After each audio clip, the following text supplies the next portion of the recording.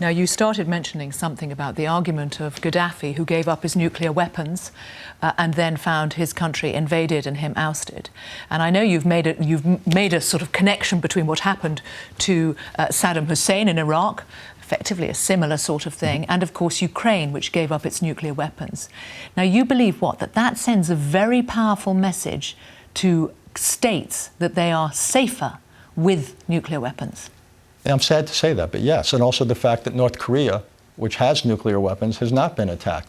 So what worries me, and I look at what's going on with a country like Iran, they have made the not illogical conclusion that maybe nuclear weapons, having them or having a nuclear weapons option, is not a bad insurance policy. So we talk all the time about non-proliferation and stopping the spread of nuclear weapons. We talk about it in principle, but the practice of what a lot of foreign policy has been over the last few years has actually been to increase the incentive for countries to acquire or maintain nuclear weapons capabilities. Well, when you look at the fact that it is America sitting with its nuclear arsenal that says that, and it's widely believed, although they won't confirm it, that Israel has nuclear weapons, is it likely that Iran is going to restrict its ambitions so that it effectively removes the option of having them? I don't think we can remove the option, but it is essential that Iran not realize that ambition if in fact they have it. As bad as the Middle East is now, and it is bad by any measure, I compare it to a modern 30 years war, what Europe saw in the 17th century.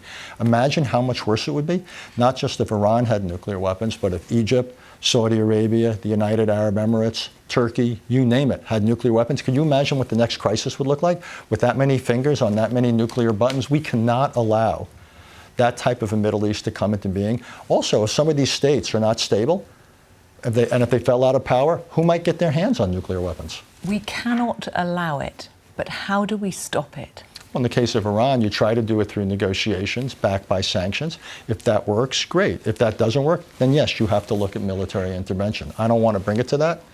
Again, we spent a lot of time here talking about the risks of military intervention, and they're obviously real risks there.